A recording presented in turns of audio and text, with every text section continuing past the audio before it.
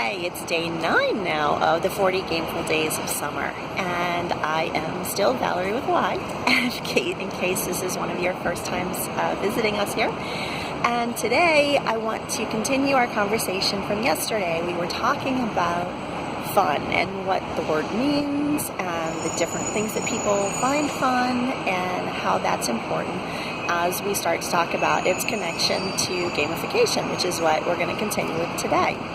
So basically, it sort of falls into one of two categories.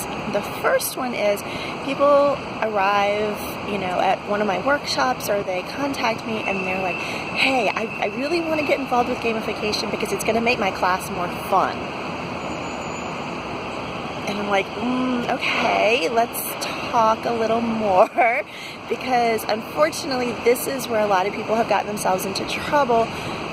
You might have noticed I haven't talked yet about things like points and badges and leaderboards, and unfortunately this fun falls into this category. People thought that they could just sort of sprinkle this magic pixie dust on top of their classes or their learning programs or course materials, and that it was going to magically transform them into something engaging and fun.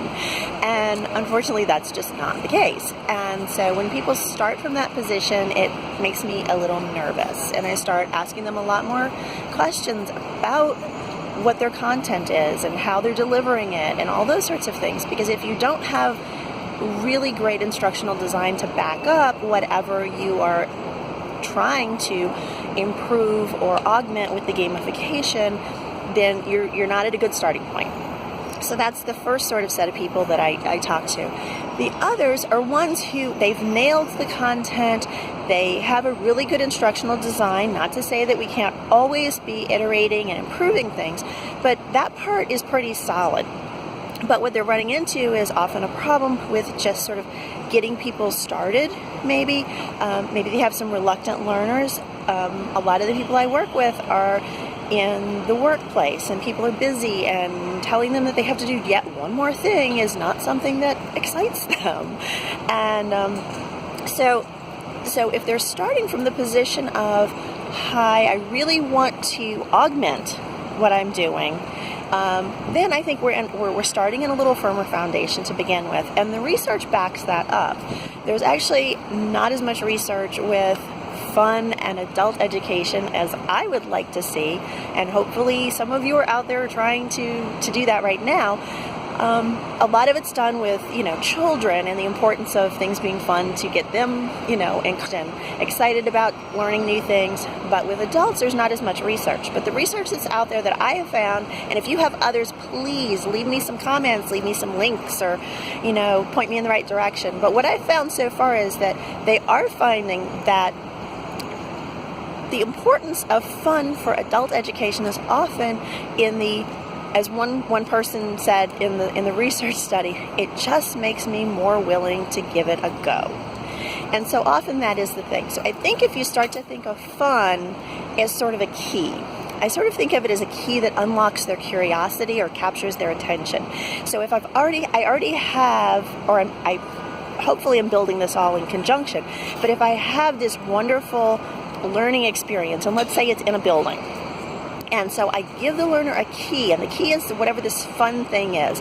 Maybe it's a question that gets them started, or a challenge, or something that sparks their attention and their interest. That key unlocks the door, but they still, when they go into that first room, there has to be a great experience waiting for them.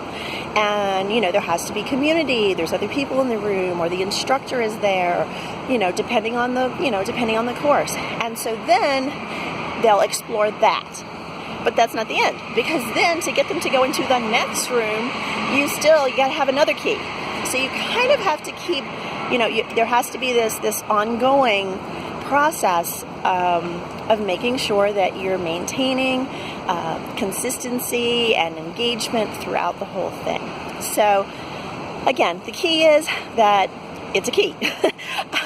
So fun is great, but it needs to be really thought of as, augmenting and part of the process of designing, and not something you're just going to sprinkle in and dump in there at the last minute. It's not like just sticking the bow on top of the package. So again, as always, please, I'd love to hear your thoughts. Leave me some comments.